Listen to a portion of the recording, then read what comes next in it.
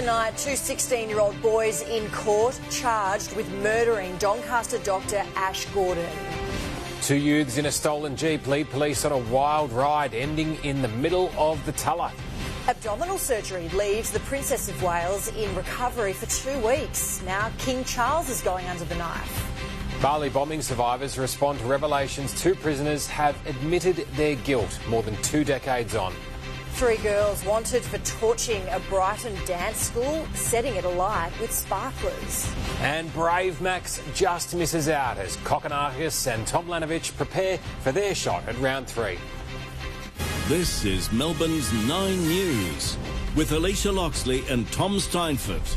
Good evening. 2 teenage boys are in jail tonight, charged with the murder of Ash Gordon, a beloved doctor who was stabbed to death in a horror home invasion. The pair wore hooded jumpers as they appeared in court for the first time, where it was revealed that one of the boys refused to let his parents take part in the police interview.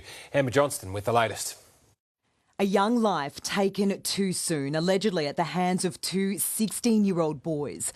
For one, it's his first time in custody. These young boys, they're not even men yet. The teenagers from Dandenong and Travancore were charged this morning, accused of killing Ash Gordon, a popular doctor who was stabbed to death after he chased a group of intruders from his Doncaster home on Saturday morning. I felt anger, a whole new wave of sadness, but instantly I did just feel like a big sigh of relief. Court documents reveal the boys are facing 1 count of murder, another count of aggravated burglary, as well as theft. Allegedly stealing a pair of Ash's Nike Air Force shoes, black headphones, a gaming computer and a laptop, as well as a Louis Vuitton wallet and his car keys.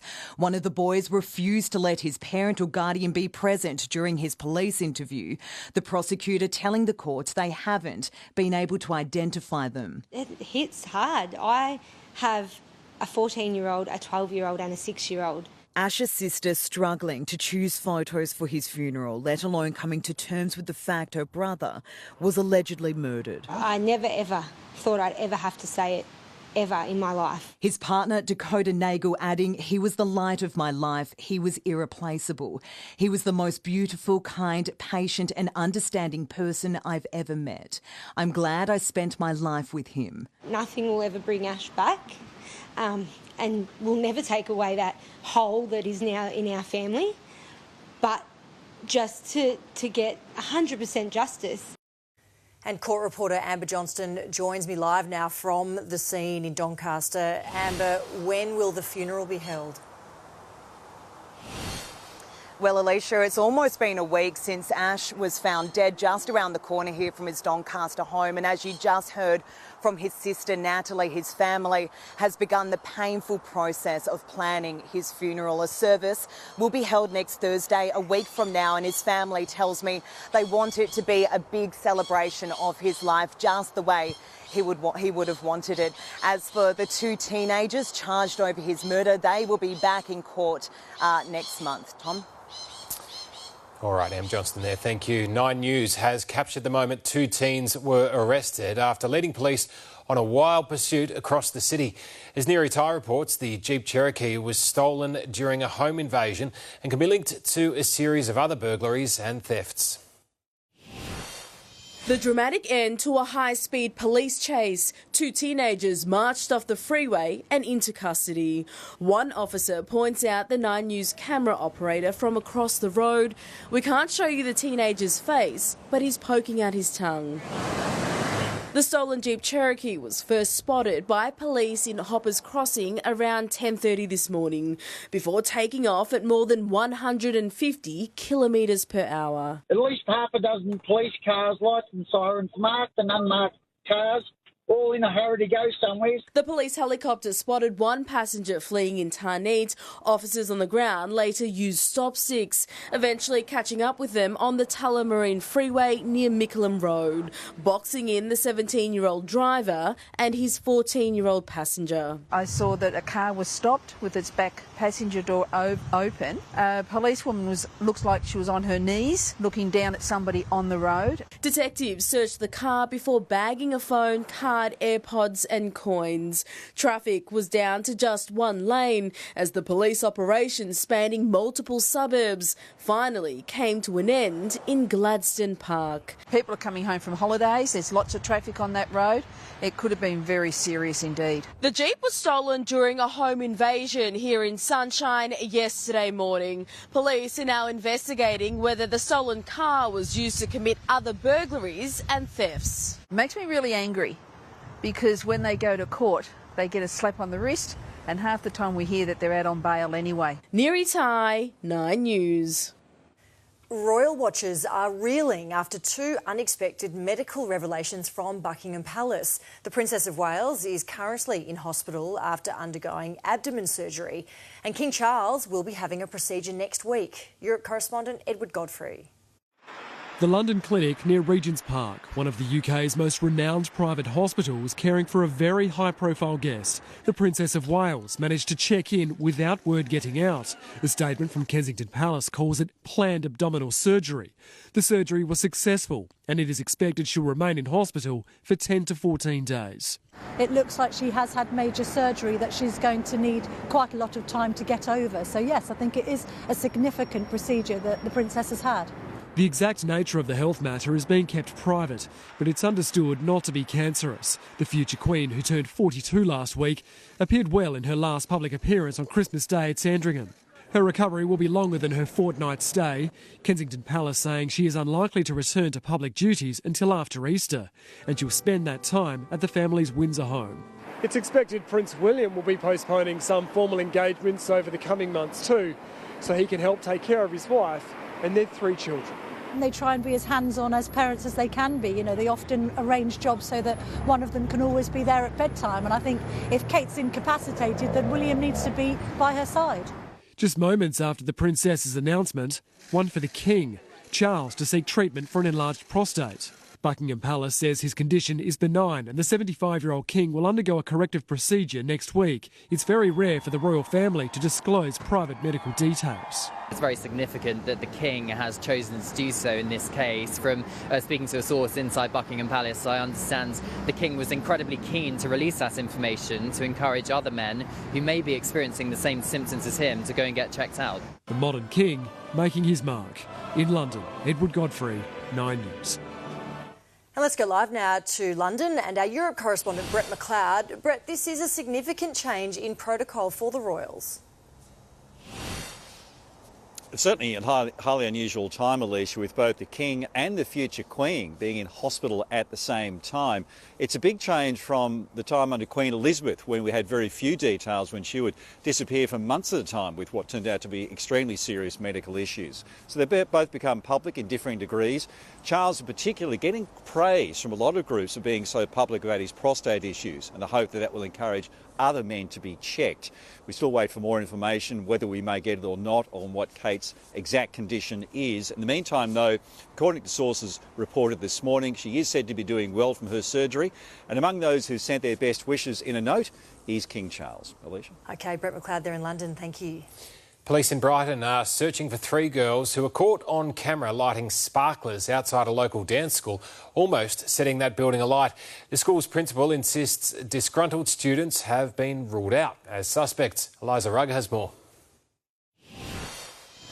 In the car park of Brighton's Theatre de la Dance, 3 young women allegedly up to no good. Give it a few minutes, guys. A few minutes. Oh my God. They appeared to have hundreds of sparklers and they've set them alight. Rachel Shields has run Bayside's biggest dance school for decades. She's adamant these are not current or former students seeking revenge for missing out on a solo performance. No, we're not that kind of dance school really, and the girls don't look familiar at all. The unknown suspects recorded their antics at 9:30 on Tuesday night. It just seems ridiculous to me. At least one of them realised they too were on camera. The trio panicked. Get that drink! Move away. Using bottles of water and foam to put out the fire, they then stomped on and kicked the flammable products along the ground, leaving behind sparklers and matches. The building was scorched but didn't sustain major damage, so the school holiday program hasn't been interrupted for students. I enjoy dancing here, so I don't know why they would do that. Just as sort of a sad way that they think that that's a fun thing to be doing. Police are investigating whether the sparklers allegedly used in the incident were in fact stolen from this Woolworths here on Church Street in Brighton. It's just around the corner from the dance school. The girls were last seen walking towards Middle Brighton Station. I hope they can find the girls and at least talk to them about how this could have ended up. Eliza Rugg, 9 News. Federal and Victoria Police have been searching a farm on the Mornington Peninsula as part of an ongoing investigation, but they won't say what they are looking for at the property on the Tooradin Tyab Road. Officers were seen unloading tools and it's understood an area is being excavated. The local SES has provided marquees and tarpaulins. Australia's housing crisis will likely get worse before it gets better, with the pace of new home construction slowing. Higher interest rates are hurting the market, with the government's own targets now under threat. Political editor Charles Croucher. From high-rises on horizons to the urban sprawl, tonight Australia simply isn't building enough homes. The next couple of years are going to remain very tough for those trying to enter the housing industry and for renters especially. National Cabinet set a target of 1.2 million homes over 5 years beginning in July. New South Wales already say they won't meet their goal, and they're not alone. We're starting from a low base. We're starting from a long way behind the 8 ball. We've got a lot of catching up to do. We've got no shortage of ambition and no shortage of government effort and policy, but there are challenges in the housing marketplace. Construction started on just 22,741 new private sector houses in the 3 months until September. According to the Bureau of Statistics, down 9.7% seasonally adjusted on the 3 months prior, down almost 22% on 2022. We'll work hard to achieve that target, but I think like New South Wales, every state will say it's going to be tough. The numbers that have been set are a challenge and we'll continue to do all we can. This week, the Queensland Government purchased a hotel to provide emergency accommodation. Now the Sunshine State may light the way, meeting construction goals. My advice is that we will. Higher interest rates make financing harder, higher demand causing labour and material shortages, higher migration post-COVID also a factor. People don't want to buy, it's very difficult to build. And there's record migration. Cost of living remains the number one issue for Australians, and for so many, the cost of housing is the number one contributor to the cost of living. Charles Croucher, 9 News. The owner of a Middle Eastern restaurant in Preston says he's devastated after his business was gutted in a suspected arson attack. Fire broke out at the High Street Eatery around 4:30 this morning. Witnesses saw a group of people fleeing the scene as the building went up in flames. I feel sad, like 5 years of working hard here. Everybody loves us in the communities, especially like around us here. And you look into the shop and it's gone in 1 second. Crews managed to stop the fire from spreading to adjoining businesses. Thankfully, no one was hurt. Well, 2 men held at Guantanamo Bay for more than 15 years have admitted to charges over the Bali bombings. They could now face more jail time and be returned to Malaysia in exchange for giving evidence against an accused mastermind. US correspondent Jonathan Kersley. It's been more than 21 years since 202 people, including 88 Australians, were murdered. Now, Mohammed Farik bin Amin and Mohammed Nazir bin Lep admit helping the Bali bombing's alleged ringleader, known as Hambali, and they're willing to testify against him. In return, the US government will not seek a sentence more than 25 years. The 202 people, 88 Australians, my 5 mates that I'll never see again. I just hope the judges think about that before they even consider any sentence reductions. Jan Lazinski was on the holiday island that night. Today, wearing a reminder of those who died, he was bound for Bali. I'll go back directly to the memorial and lay some flowers back. Australia's Prime Minister said we welcome the fact that the terrorists responsible for these attacks are now finally being held accountable. Bin Laden and bin Amin, who swore an oath of allegiance to Osama bin Laden, were arrested in 2003, detained at Guantanamo Bay since 2006. Their plea deal revealing Hambali pushed them to join al-Qaeda's military training. They do not say they knew about the Bali bombings, but that they helped Hambali elude authorities until 2003. He too would end up in Guantanamo Bay. Others involved in the attack have been released from prison, including bomb maker Umar Patek last year and cleric Abu Bakr Bashir in 2021. Hambali's trial at Guantanamo Bay won't start until next year at the earliest. Bin Amin and Bin Laden's sentencing is due to take place next week. They're likely to be extradited to their homeland Malaysia to serve any time there. For us, the pain never goes away. This never leaves us. In the United States, Jonathan Kersley, 9 News. North Melbourne star Taryn Thomas won't train with teammates tomorrow as the AFL investigates fresh domestic violence allegations. Let's head live to Xander Maguire, who broke this story. Xander, what's the club had to say about it all? Tom, the club has said that they're still unable to make a comment until Taryn Thomas meets with the AFL, but they have said that they have requested that Thomas does not attend their training session in Bundoora tomorrow morning, fearing that he will cause an unwanted distraction to the remainder of the playing group. Thomas was due to be questioned by the AFL Integrity Unit this morning at AFL House, but he did not front because his legal representatives did not have adequate time to prepare for the meeting and were not ready.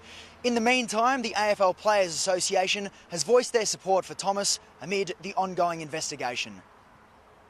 Now I think everyone needs to just take a step back on this and let it play out because, as always, there's two sides to every story. So, we'll be supporting in the background like we do with all of our members.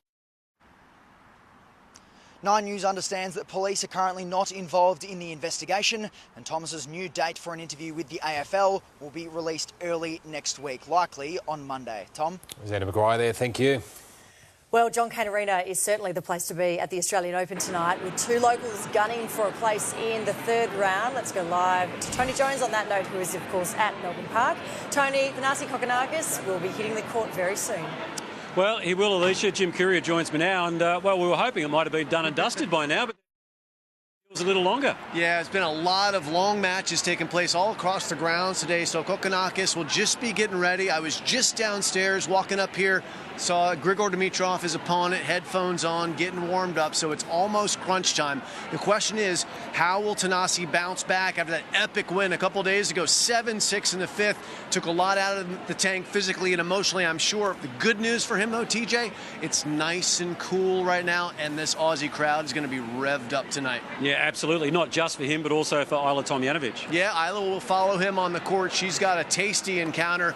Yelena Ostapenko, this is a real rivalry. This is their fourth meeting. Isla beat her at Wimbledon, and it was a testy affair. I don't think there's any love lost. Isla was very specific. She said she respects Yelena as a player.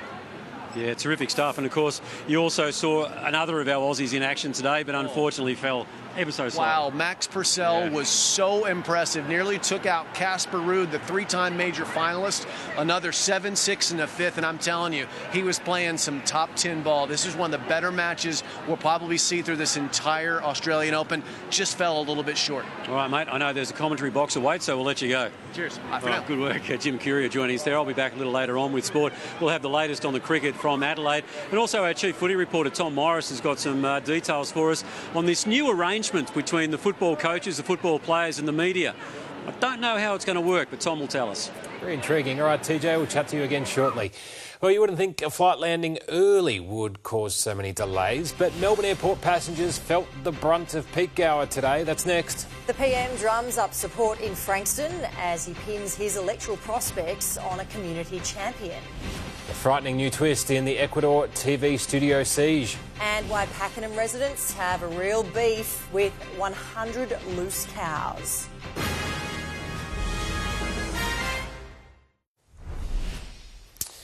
Two international flights that landed early at Melbourne Airport this morning caused headaches for arriving travellers.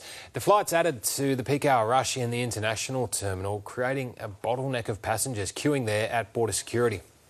It's just chaotic. There's no organisation as far as I'm concerned. We should have flown through Cairns. It'd be quicker. It's been a long day, long flight, so you're pretty buggered, so it's just part of the journey, you know. The delays did ease off after passengers cleared the checkpoint. The Prime Minister visited a medical clinic in Frankston today, throwing his weight behind Labor's fight to retain the critical seat of Dunkley. Left vacant by the late Peter Murphy, the by-election looms as a real test for Anthony Albanese. Mark Santomartino reports. After a whirlwind of handshakes, a quick tour and awkward photos... How natural was that? Anthony Albanese made his pitch simple for voters from Mount Eliza to Sandhurst. Vote Labor for cheaper healthcare. All they need is their Medicare card, not their credit card. Frankston's urgent care clinic has treated more than 13,000 patients since opening in 2022. So you're nice and busy here? Yes, we are. Peter Murphy was re-elected that year but lost her battle with breast cancer in December. She endorsed Jodie Ballier as her replacement before she passed, triggering a by-election that'll test the mood on the Prime Minister's leadership during a cost of living crisis. Jodie will stand up to strengthen Medicare rather than undermine it. This is ensuring that Frankston and Dunkley in particular is a great place to live, work, study. Frankston Mayor Nathan Conroy was named as the Liberal candidate on Sunday. After an embarrassing loss in the by-election for Aston last year, Peter Dutton is banking on frustrations with the rising cost of power, groceries and other essentials to win Dunkley back. To do that, the Liberal Party will need a swing of more than 6%. A date for the vote hasn't been set just yet, but it will arrive well before cost of living relief does in the form of Stage 3 tax cuts. Cuts the Prime Minister again insisted would go ahead as planned. I can confirm that we haven't changed our position. Mark Santomartino, 9 News. The lead prosecutor investigating last week's armed raid of an Ecuadorian TV station has been assassinated. 13 people were arrested after storming the studio while they were live on air. Cesar Suarez was tasked with finding out who was behind the attack, but was gunned down after telling a newspaper he didn't have police protection.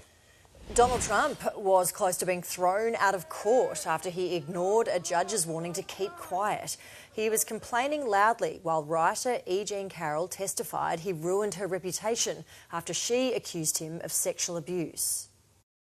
He's a nasty judge. He's a Trump-hating guy, and it's obvious to everybody in the court. It's a disgrace, frankly, what's happening. It's a disgrace. Trump had also been pushing for the trial to be delayed so he could attend his mother-in-law's funeral.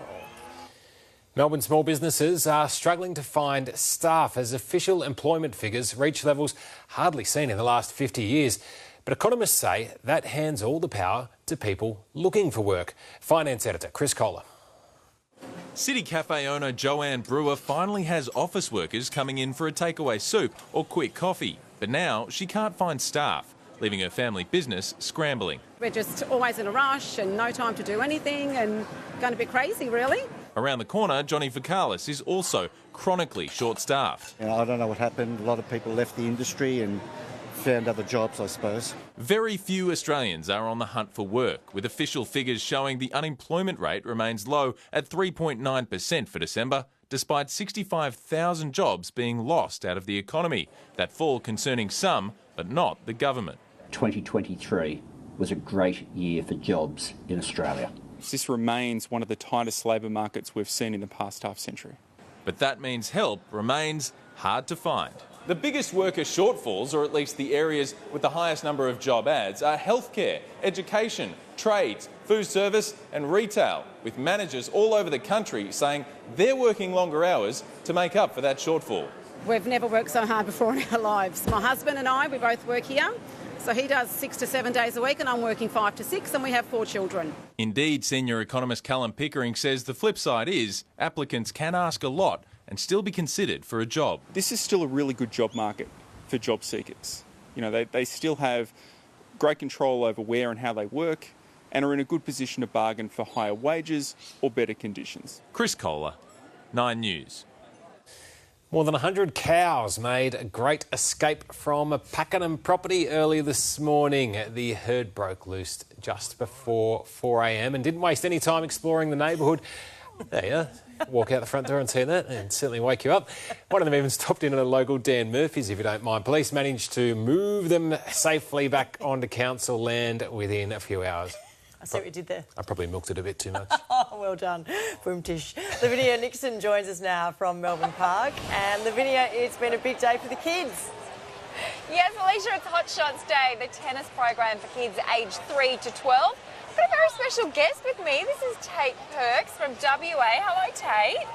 You won a competition to bring your whole family over to Melbourne. That is a big prize. It's very expensive to get a family from one side of the country to the other. How did you win this competition? So we entered on like an online thing that Mum found out because we were doing Hot Shots, and you had to enter in what was your favourite, who was your favourite tennis player. And who's that? Ash Barty, And you got to toss the coin today. Yeah. It's very windy. How did you go? Oh, not too bad. Yeah? Not too Show us bad. your style. So just hold it like that and just then flick it up. Nice. You got it. And then land on that. Now, Tate, thank you so much for joining us. It's very kind of you. Enjoy your time here in Melbourne with Mum and everyone. And Alicia and Tom, I'll be back later with a pretty hot-shot Melbourne weather forecast. Very much looking forward to that, Lavinia. Thank you. Well, major developments tonight in the case of Melbourne basketball star Josh Giddey. Up next, why police have dropped their investigation. How you can help decide the next 6 women to get a statue in Victoria. More cancer sufferers to get access to state-of-the-art treatment here in Melbourne. And fancy finding $1 million Picasso forgotten in a basement. 9 News, brought to you by Stan.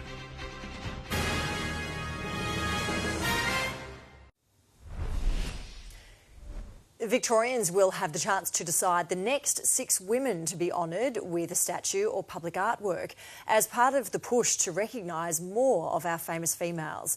9 News can reveal the state government is spending $1.2 million on the pieces. Nathan Curry has more. The best players in women's tennis are busy competing for the same amount of prize money as the men, and that's been made possible by the pioneering efforts of Australian great Judy Dalton. It was tough in those days because people didn't recognise women per se. The 4-time Australian Open doubles champion paved the way for professional women and rightly has a statue in her honour at Melbourne Park. But when it comes to statues, sculptures and other public art, it's still not a level playing field. There are 583 statues of men, horses or dogs across Melbourne, and only 12 statues of women. The state government honoured 6 women last year and it's now planning 6 more. There's so many more stories to be unveiled and told here in Victoria of women's achievements.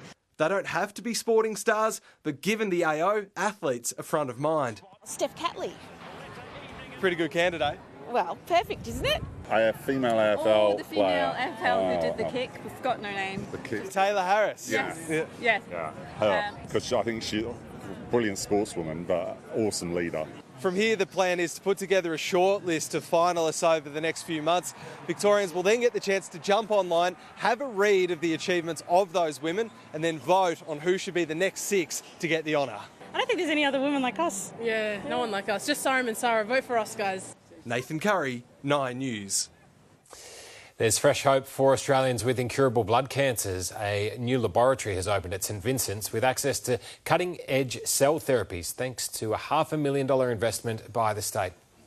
It offers the possibility of a cure for some leukemia, some lymphomas, and long-term control for multiple myeloma. We're able to provide care not only for people in Melbourne, but extend that care to regional areas of Victoria and Australia.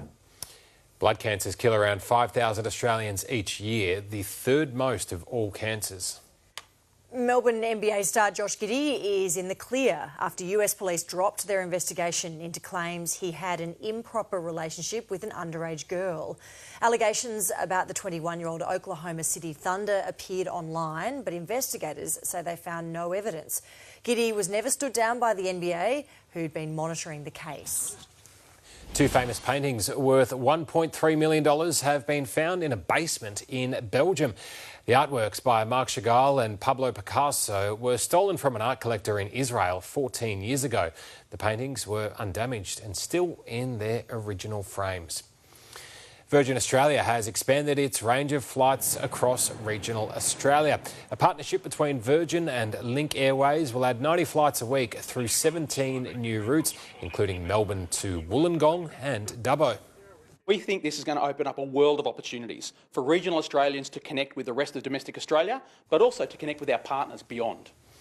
It adds to the growing list of carriers extending their reach to airports beyond the capital cities.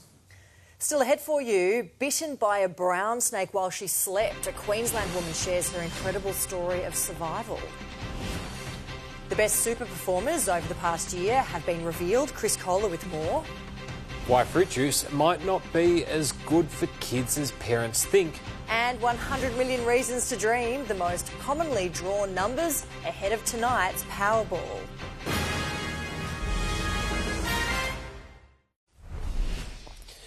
A young Queensland woman bitten by a brown snake as she slept has spoken exclusively to 9 News of her near-death experience. I didn't see it, and I think that might have, helped keep me calm. And I just remember just jumping out of bed straight away because it gave me such a fright, and I just remember holding my hand, and my hand just felt like it was on fire, and then I could feel it was starting to travel up my arm. As Casey recovers from her ordeal, she says she hopes telling her story can help save lives. Super funds are set to announce a big year of gains, and new research has revealed which have performed the best over the past decade. Our finance editor, Chris Kohler, explains. Every worker has some money in super, and the good news is last year their money did well. Chant West figures show the median growth fund was up nearly 10% in 2023, while balanced funds gained 8% and conservative funds 6%, all more than making up for their falls in 2022. And they always say in their ads that past performance is not a reliable indicator, but let's have a look anyway. Over the last 10 years, these are the top performing growth funds: Host Plus, Australian Super, Australian Retirement Trust, UniSuper and CBus, all doing better than the median 7%. As for the share market today, down 0.6%, with the world's biggest miner, BHP, losing some ground. And the Australian dollar was mixed, but is buying 65.5 US cents this afternoon. Finally, NAB economists today confirmed that they think the next move from the Reserve Bank will eventually be a cut. And that puts 4 out of 4 of the big bank economists on the same page about that. A warning tonight for parents that fruit juice may not be as healthy as some believe. Sophie Upcroft says new research has linked juices to weight gain in children. They say an apple a day keeps the doctor away, but it turns out a glass of apple juice is not so good for you. New research by the University of Toronto, studying almost 50,000 children, found that the more fruit juice children drink, the more overweight they tend to be. The clinical trials looked at popular types of juice, including apple, orange and grape. The results showing that each daily glass of fruit juice was linked with a small increase in body mass index, particularly in children aged 8 and under, even if it's 100% fruit juice. A liquid serving of fruit can be a convenient way of getting kids to meet daily intake recommendations, and it does still contain essential vitamins and antioxidants, but it also contains a high amount of liquid calories through natural sugars and little to no fibre compared to fruit when it's eaten whole. The advice for parents is to delay the introduction and limit the amount of juice their kids consume, even if it's 100% fruit. Tonight's Powerball jackpot has rocketed to an eye-watering $100 million, the 5th biggest prize in Australian lottery history. Now, with that much money up for grabs, it is no surprise that half of the nation's adults are expected to buy a ticket.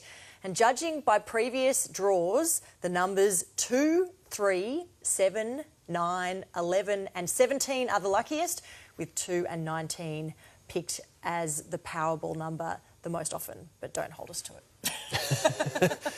All right, huge night ahead at the Australian Open, so let's head back to Melbourne Park now for sport with Tony Jones. Thank you, Tommy. Well, 2 more Australian dreams are about to go on the line here at Melbourne Park, and while it's lights out for this fighter, he certainly hasn't lost any fans, has he? Also tonight, Chief Footy reporter Tom Morris reveals why you'll be hearing a lot more from your club. And the hometown hero drags Australia out of the dust.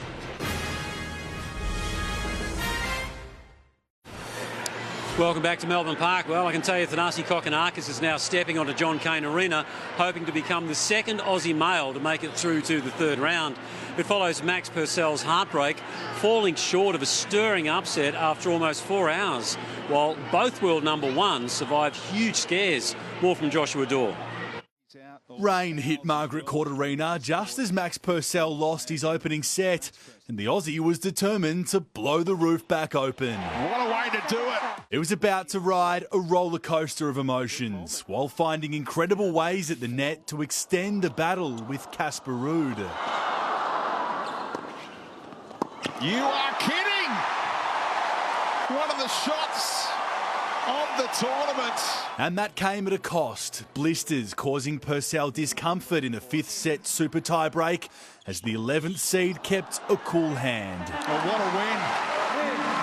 Casper Ruud sees off the threat. Everyone's had a few heartbreaks this week against some good players, but man, that's tennis. Everyone gets unlucky. Everyone gets luck somewhere else throughout the season. Iga Swiatek rescued her place in the third round, fighting back from a double break down in the final set to snuff out the retiring Danielle Collins. Some way, Iga Swiatek has survived Danielle Collins. She wasn't the only world number one to endure a scare. That's the wow moment he was looking for. Alexei Popyrin stretched Novak Djokovic to his absolute limit last night, with another Aussie also getting under his skin. He's having some issues with the crowd.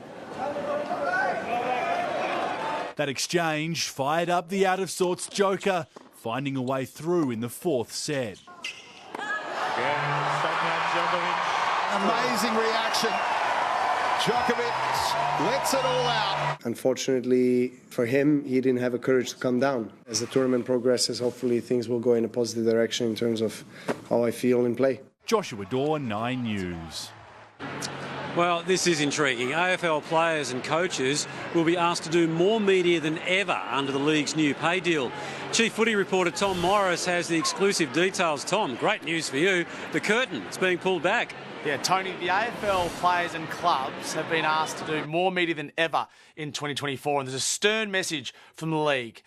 Adhere or risk being fined up to $20,000. So the players, there'll be two main changes for them in 2024. The first will see the AFL open up change rooms like it's the 1980s again. Every player who isn't injured will be available to be interviewed for 20 minutes after the game. The second will see every player available a couple of days after the game as the AFL seeks to bring some consistency across clubs. Now for coaches, they will be required to be more available on game day than ever before. This includes quarter time, half time, three-quarter time, as I read it now. In practice, it might play out differently. This also includes each club's footy boss. And as far as transparency around injuries go, this was fairly pointed at Geelong's method last year. The AFL has told clubs to be timely and specific with the descriptions of their player injuries. And if they don't adhere to this memo that I've got in my hand right now, they could be fined up to $20,000. And just quickly, Hawthorn has welcomed back Rodney Eade in an off-field role, a part-time role that focuses on fundraising for the Kennedy Centre. Tony?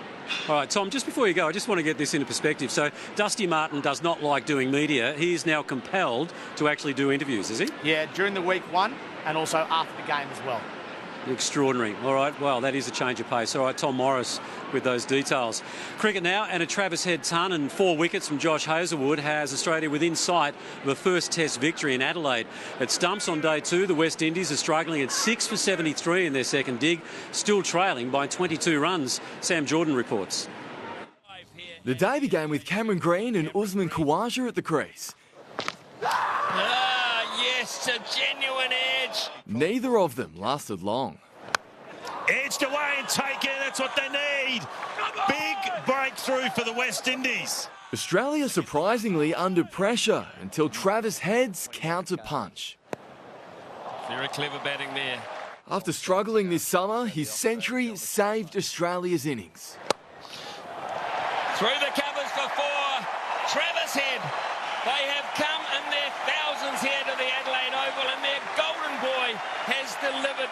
not the best I've ever batted, but it's just nice to stay out there, nice to occupy the crease. I felt like it's been close for the summer, so yeah, nice to get some reward. After some more rapid-fire runs, Head's day was done on 119. And this is possibly a catching opportunity.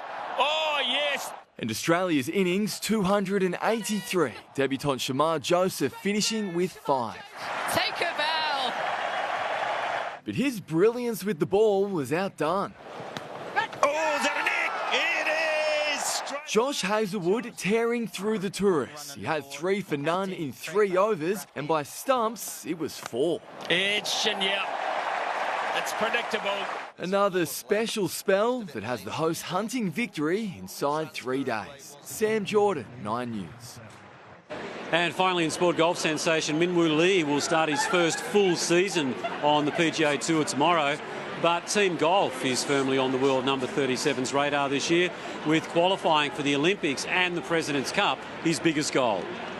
Felt like I just missed out by maybe a couple people, so had a little bit of fire in my belly, and yeah, just want to represent Australia, the international team, and just play some team sports. Lee has moved from WA to Las Vegas, as you do, hoping to grow both his game and booming social media presence. All right, that wraps it up for Sport for tonight. But it's a massive night, we say it all the time. What's going on here? You're trying to get in my shot, are you guys? I think you look far better than me, I think, and a lot younger. There you go. It's back to you. Correct on both fronts, or can I say that? It's gone now anyway, so I can. We'll check back in with Livinia now. Thank you, Tony. With some good weather news for the coming week. Lavinia, very little rain forecast. Alicia, it's a tournament director's dream. There's only the chance of a light shower or 2 in the next 7 days, and for the players, no extreme heat either. I'll have all the details for you next.